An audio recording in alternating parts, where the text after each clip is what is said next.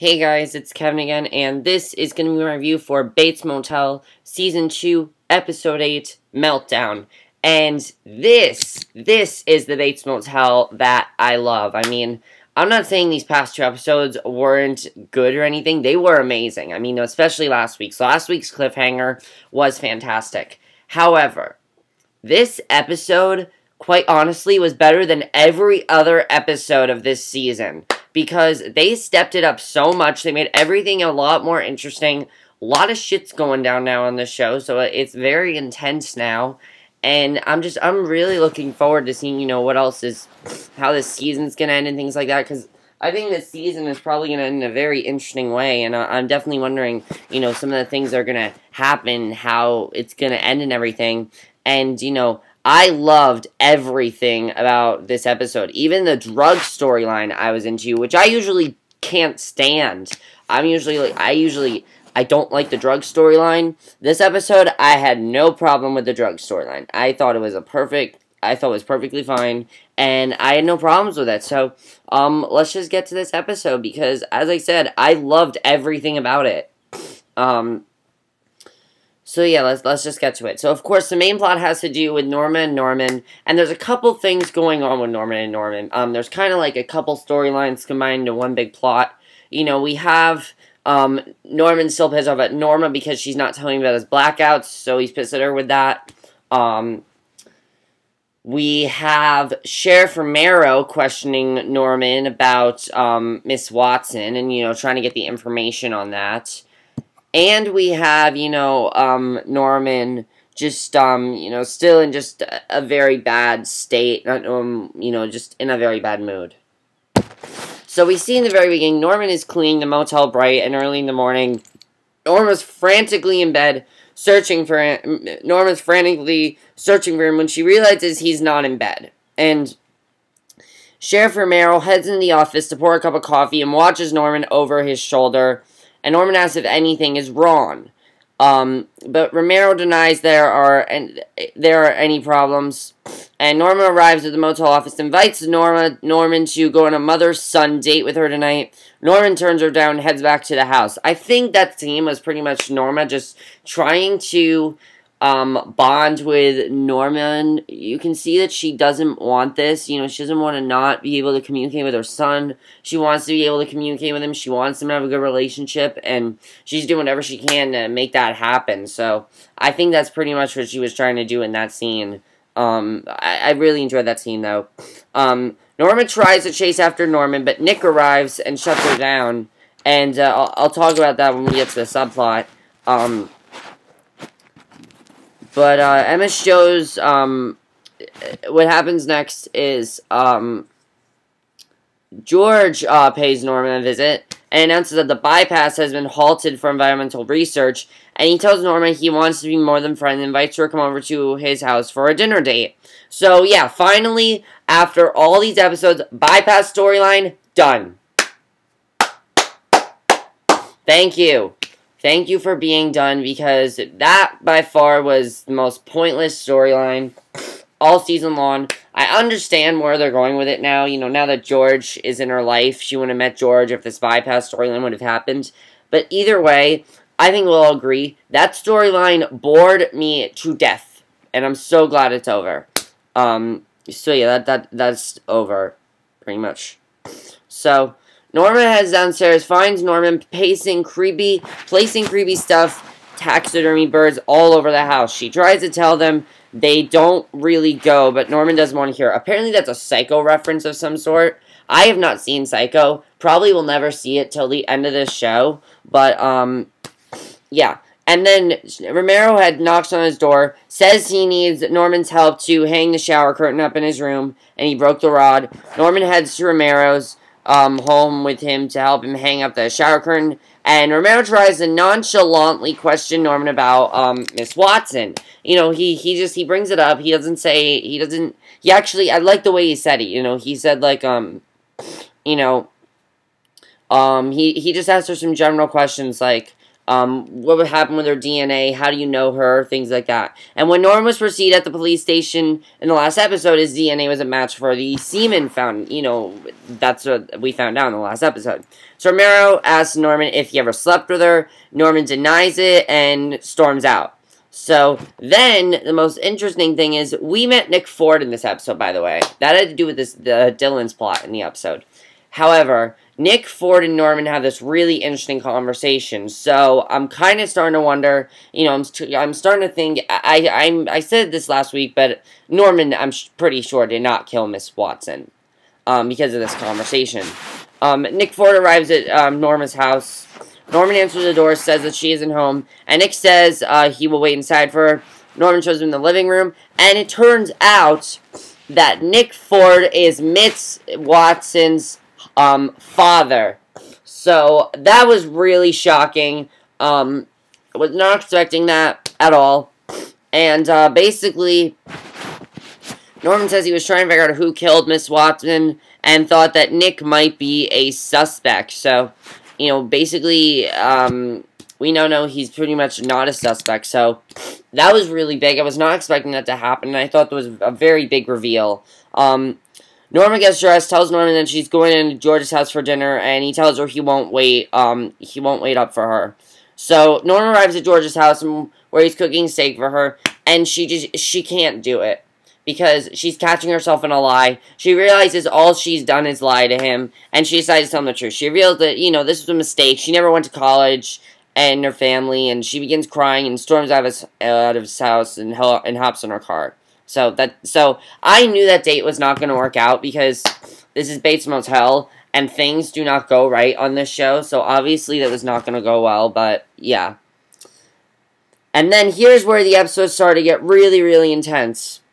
Norma arrives home, and you can see that, she tries to talk to Norman, and she tells him that he's being a dick about something that isn't her fault, and she's tired of him being distant with her, and he reminds her that she is the one keeping secrets from him. They're kind of arguing as if they were a couple, which is why that scene is really creepy, because, as we know, Norma and Norman have a deep, it's more than just a mother-son love, and it's creepy. Norman ends up storming off and says that he doesn't trust her anymore, grabs her arms, tells her that it was just a game, they were devoted to each other and love each other, and Norma cries that they do love each other. Norman announces he's going to his room, instructs her not to follow him, and he locks himself in his room. And she's banging on a door, but, trying to fix things, and Norma tells him fine, be alone, then runs out the door, drives back to George's house, and the most surprising part is when she goes back to George's house, he opens it, she ends up having sex with George. So, she had sex with George. I think it was probably just because of all the stress and everything.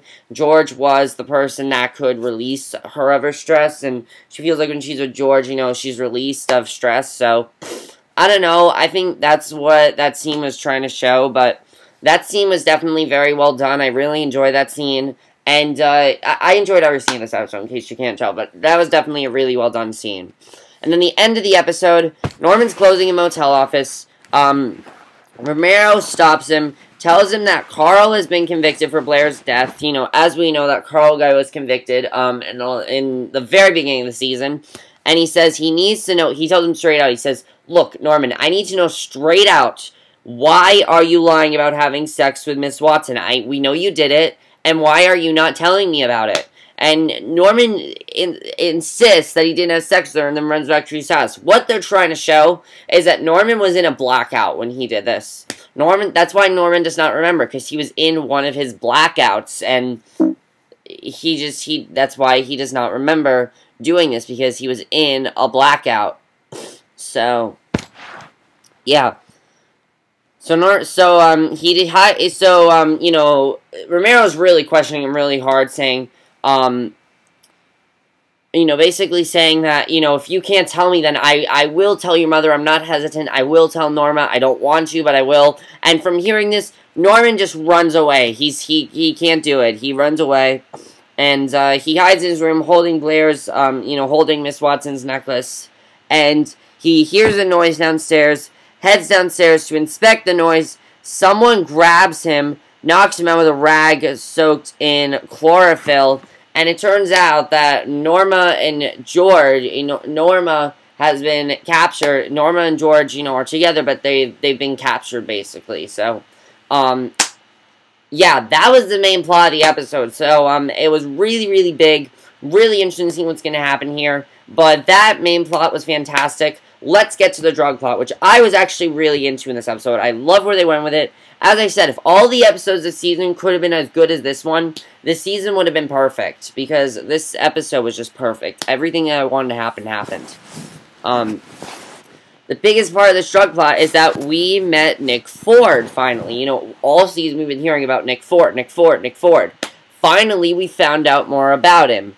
And basically, Nick arrives and comes up to Norma, and you can see he's pretty upset about something. And it turns out what he's upset about is that he wants to talk to Dylan, obviously. That's what he wants to do. He wants to talk to Dylan. He's pretty upset.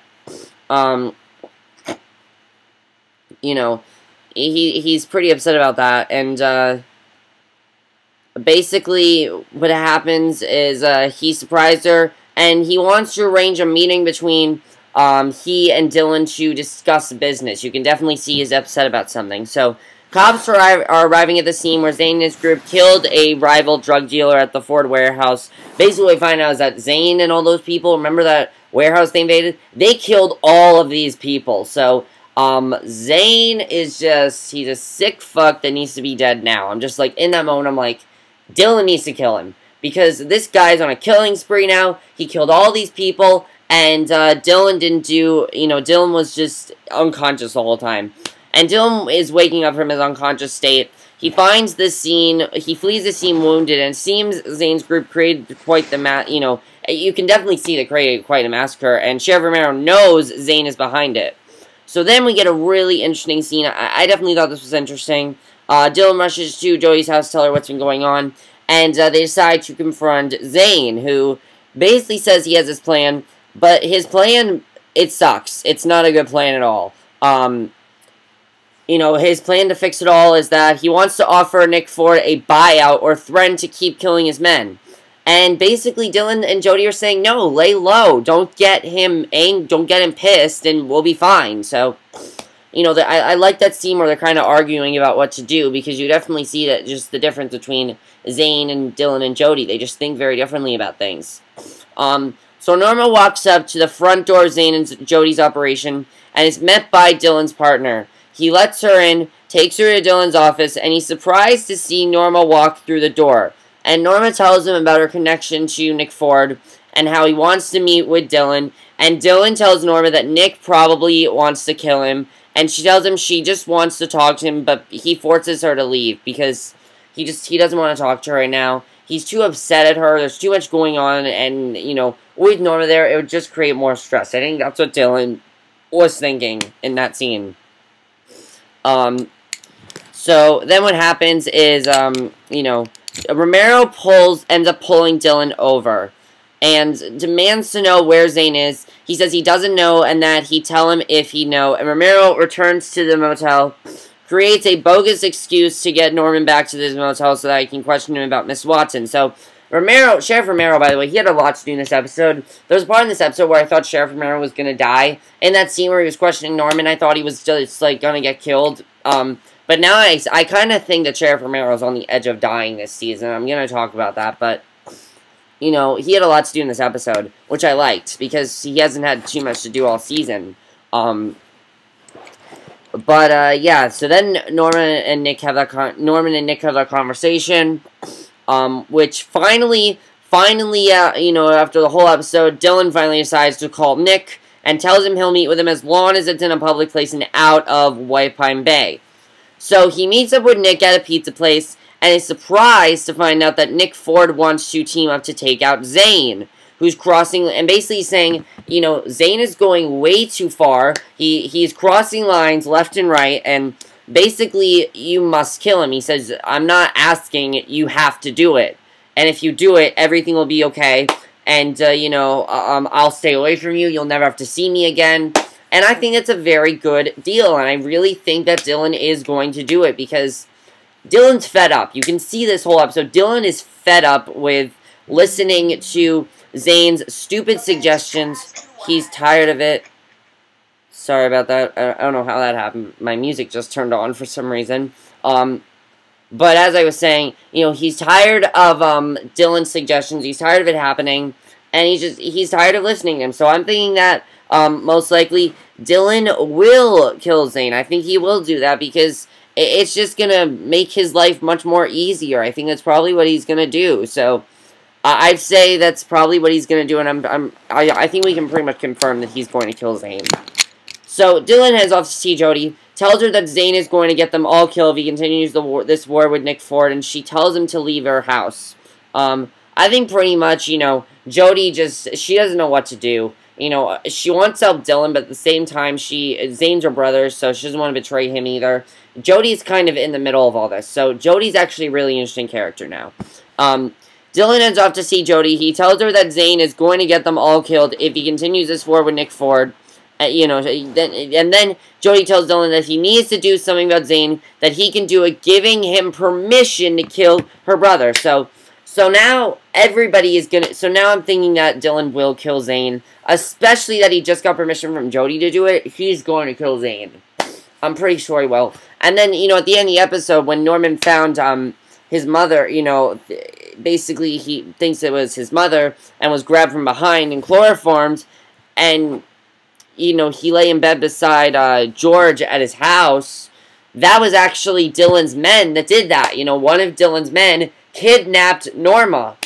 So now Norman's gonna go after Norman's actually definitely is now gonna be involved with this drug war storyline. And now that this happened, the drug war has gotten a lot more interesting. There's a lot of things that need to happen now. One of my biggest questions now about the show is, how is this all going to end now? I'm thinking that Dylan will kill Zane. I'm pretty sure he will, because literally everyone's telling him to do it. Nick Ford's telling him to. Jody's now telling him to. Romero, you know, he didn't tell him to. He just said he wants Nick Ford, but everyone wants Nick Ford. So, I mean, not Nick Ford. I mean, everyone wants Zane. So, I'm pretty sure he's going to kill Zane.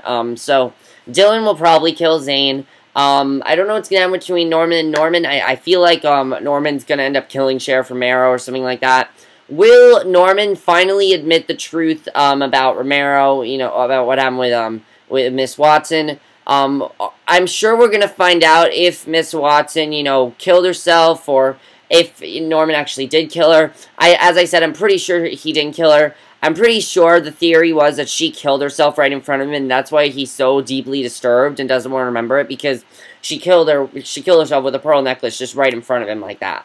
So I'm thinking that could have happened as well. What do you think of this episode? Again, I loved it. Let me know if you guys saw this episode. That's it for my review. I hope you enjoyed, and I'll see you guys in my next video, which will be my review for tonight's episode of Glee. So see you then. Bye.